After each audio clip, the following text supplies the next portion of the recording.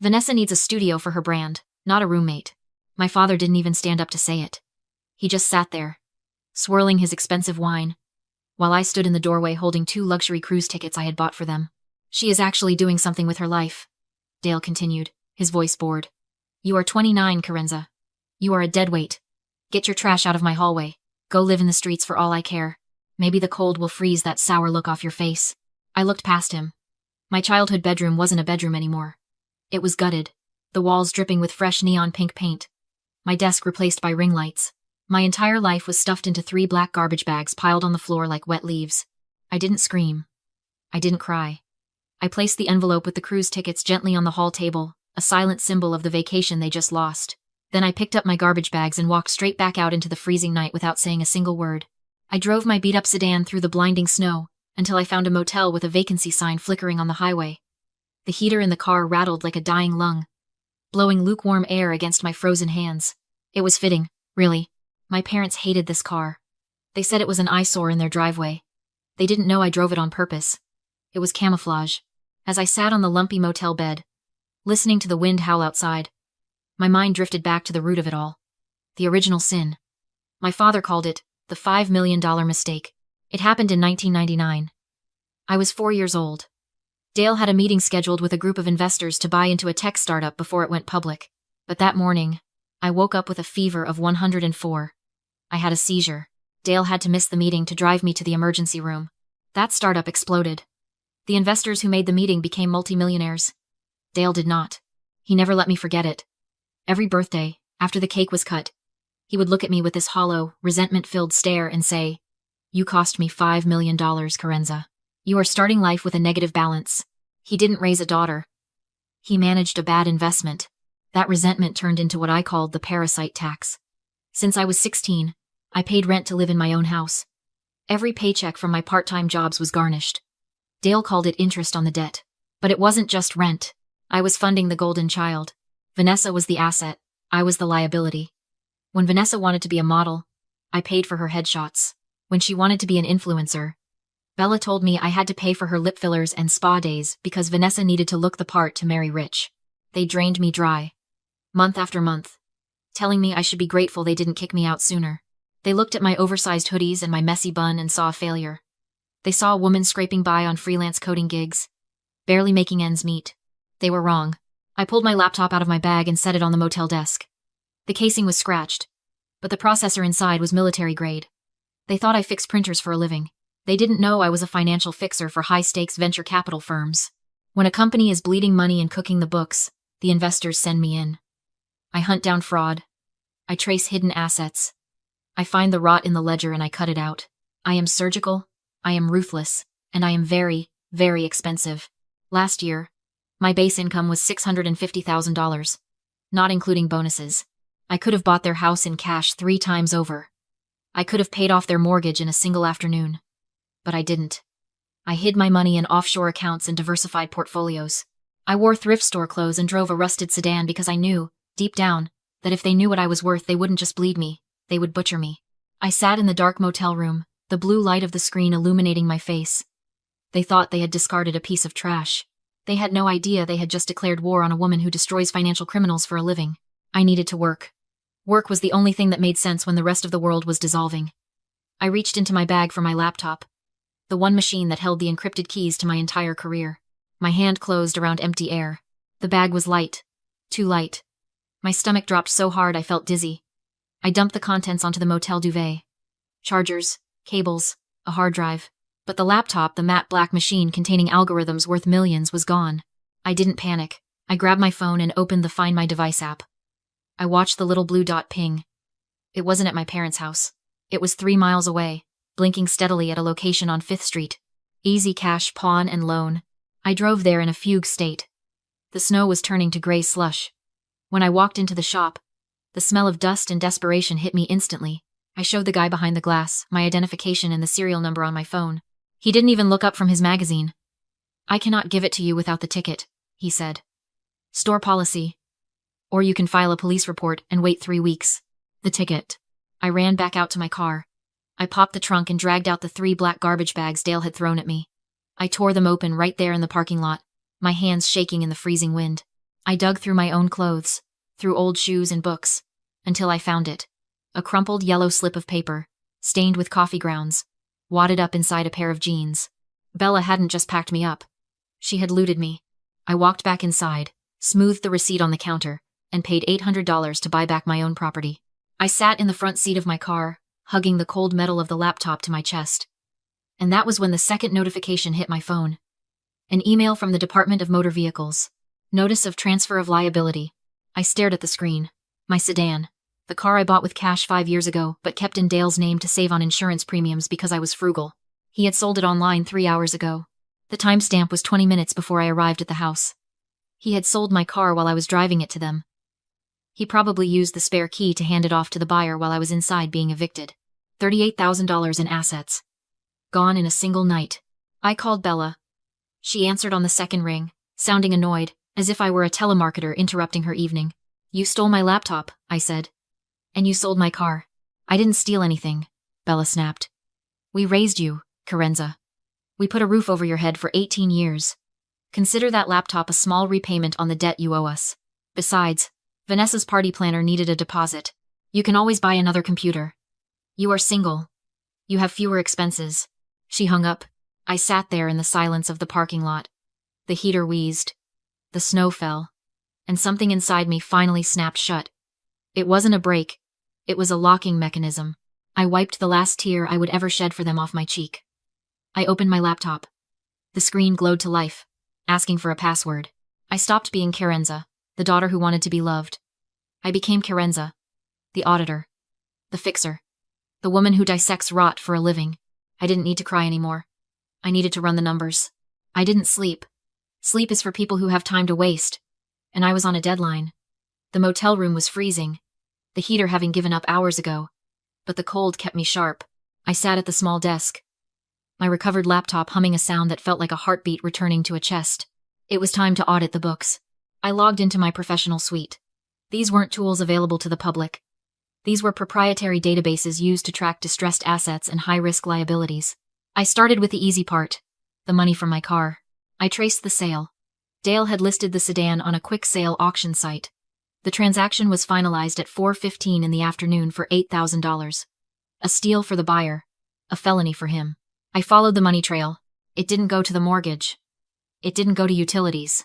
It went to Gilded Events, a high-end party planning service. $8,000. He sold my car to pay for a chocolate fountain and an ice sculpture for Vanessa's launch party. I felt a cold, metallic taste in my mouth. They weren't just stealing from me. They were cannibalizing me to feed Vanessa's ego. I dug deeper. I ran a comprehensive asset search on Dale and Bella. I expected to find them struggling. They had been complaining about money for years, but I didn't expect to find a corpse. Their finances were dead on arrival. They had refinanced the house 3 times in 5 years. They had maxed out 4 credit cards. And the biggest red flag of all, a notice of default filed 30 days ago. They weren't just broke. They were 30 days away from foreclosure. The house, the one they kicked me out of to make room for Vanessa, wasn't even theirs anymore. It belonged to the bank, and the bank was coming to collect. But I needed a weapon. A foreclosure is sad. It's not leverage. I needed a crime. I looked at their most recent refinancing application, the one pending approval to save them from the foreclosure. I couldn't hack the bank to see it, that's movie logic. But I knew Dale. I knew his greed. I picked up my phone and called Mr. Stone, a corporate attorney who owed me a favor for saving his firm from a messy audit last year. I need a shell company, I said. Name it Vantage Holdings. Make it look like a boutique investment firm specializing in high-risk assets. And then, I need you to call Dale. This was the honeypot strategy. In my line of work, we call it feeding the hope. You don't attack a desperate animal, it bites. You offer it food, you let it get comfortable. You let it think it's safe. Mr. Stone made the call an hour later. He played the part perfectly. He told Dale that Vantage Holdings represented a private investor looking for unconventional portfolios, and that they were interested in consolidating Dale's debt to help support Vanessa's promising career. I monitored Dale's email through a shared family server he had never bothered to remove me from. I watched the bait land. Dale didn't just bite. He swallowed the hook whole. He replied within 4 minutes, gushing about his business acumen, and how Vanessa was on the brink of global stardom. Mr. Stone sent the follow-up. To expedite the valuation, please forward your most recent loan application submitted to your current lender. We need to match their asset assessment. It was a standard request. If Dale had been honest, he would have hesitated. But Dale wasn't honest. He was arrogant. He believed his own lies. The email pinged in my inbox. I opened it. I scrolled past the inflated value of the house, past the understated debts. I stopped at the income section. Applicant, Dale Miller. Annual income, $85,000. Co-applicant, Vanessa Miller. Annual income, $200,000. Source, social media brand partnerships. I stared at the number. $200,000. Vanessa didn't make $200,000. Vanessa didn't make $200. Her brand was a bot-inflated Instagram account and a box of unsold t-shirts in the garage. Dale had lied to a federally insured bank to secure a loan. He had fabricated income to qualify. That is federal bank fraud. Title 18. United States Code. Section 1344.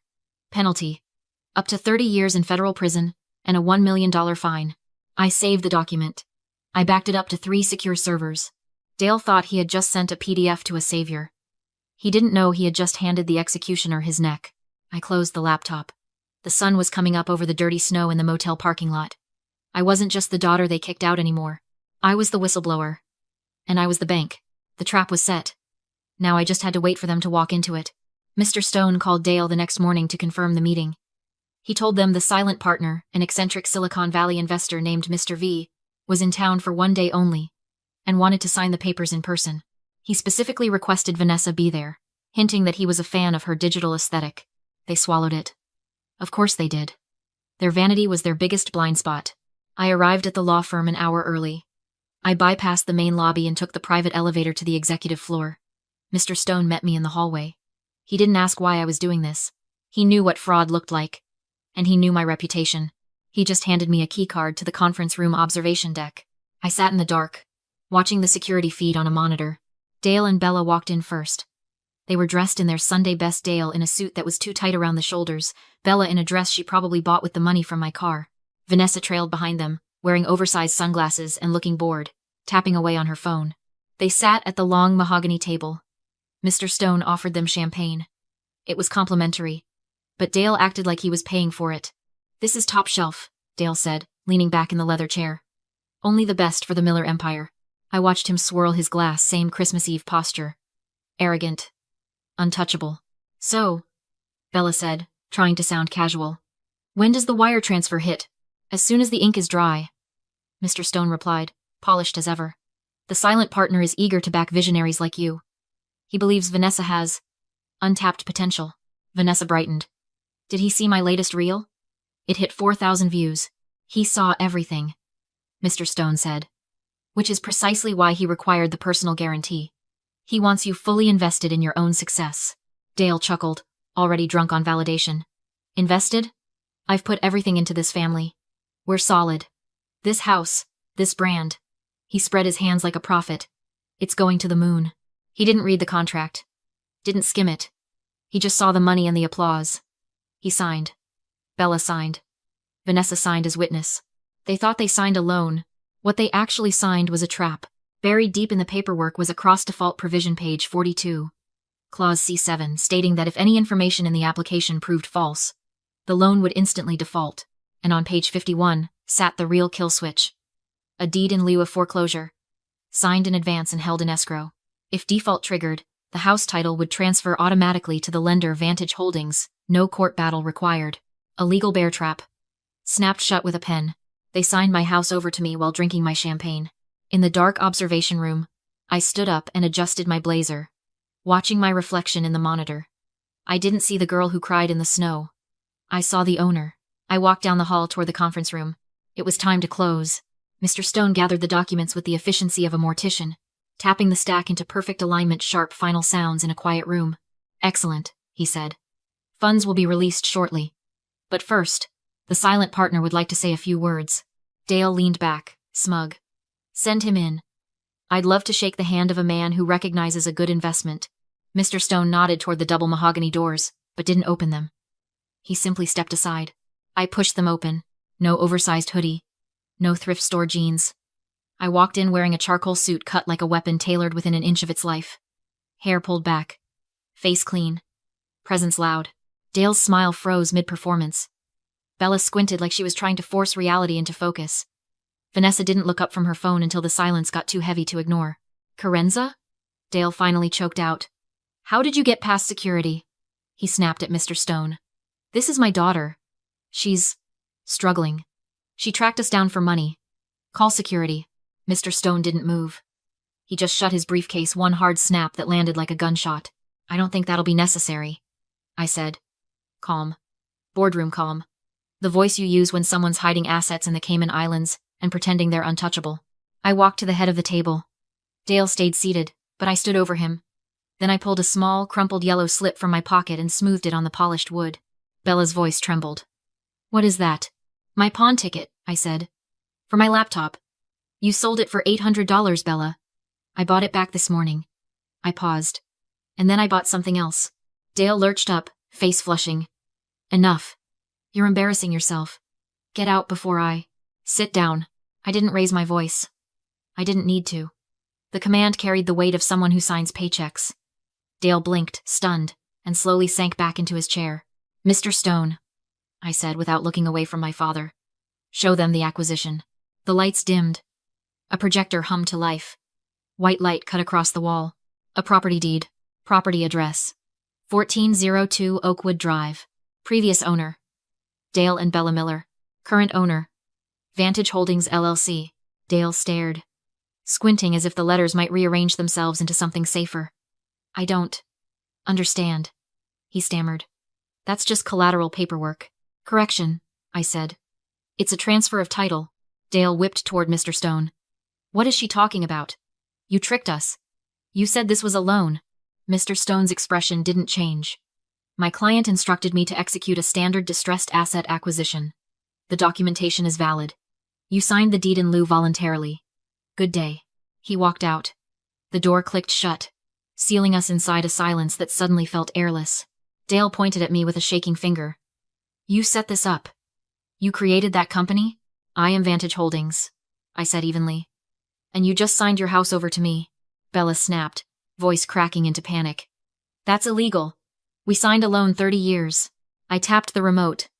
The slide changed. Now the wall showed the refinancing application Dale had emailed his own proof, enlarged into a confession. I pointed at the income line. Co-applicant. Vanessa Miller. Annual income. $200,000. I looked at Dale. Vanessa doesn't make $200,000. She makes $0. You submitted false information to secure funding. That's federal bank fraud. The room went dead quiet except for the projector fan. Clause C7. I continued, reciting from memory. Cross default. Any materially false information triggers immediate default. And Clause D1 states, upon default, the deed in lieu held in escrow is released to the lender immediately. I leaned forward, palms on the table. You lied, Dad. That means the loan defaulted the second the ink dried. I let the words land. And because you defaulted, the house is mine. Right now. Dale went a sick, ash-gray color. He looked at the wall, then at me, then at Vanessa, whose mouth hung open, phone forgotten in her lap. You wouldn't, he whispered. We're your family. Family? I repeated, tasting the word like something counterfeit. Family doesn't throw you out in a blizzard. Family doesn't sell your livelihood for a party. I straightened and checked my watch. Here's the deal. You have 48 hours to vacate my property. If you're not out, or if you damage a single fixture, I hand the fraud evidence to the Federal Bureau of Investigation. I slip the pawn ticket back into my pocket. 30 years, Dad. Or you leave quietly. Your choice. He opened his mouth. Nothing came out. Just a small, defeated man, realizing too late he wasn't playing against a daughter, he was playing against the bank. And the house always wins. They left. They actually left. Fear turned out to be a stronger motivator than loyalty. 48 hours later, the house was empty. I hired movers to clear what they abandoned, but I handled the settlement myself. I wrote a relocation check after doing the math. I deducted the market value of my stolen car, the cost to buy back my laptop, every cent of rent they charged me since I was 16. The final check was small, barely enough for a deposit on a cramped 2-bedroom on the edge of town. Word travels. Dale ended up greeting customers at a hardware store for minimum wage. Bella stared at the walls of a rental she hated. And Vanessa, the influencer, with $200,000 potential, her career evaporated when the funding stopped. She started selling designer bags online to buy groceries. Turns out you can't pay rent with likes. Before I listed the house, I walked through it one last time. It echoed. Smaller than I remembered. I paused at my old bedroom door, still painted that aggressive neon pink. Fresh paint smell lingering like a lie. I didn't repaint it. I left it as a loud, unfinished monument to their greed. Then I walked out, locked the deadbolt, and listened to the click, clean, final, satisfying. At my car, my new car. In my name, I pulled out my phone. Scrolled to their contacts. Dale. Bella. Vanessa. No goodbye, no closure speech. Just block. One by one. The silence after was absolute expensive, yes, but worth every penny. Family isn't blood. It's respect. And if they can't afford that, they can't afford you. Drop a comment and tell me where you're listening from right now. I want to see how far this story travels.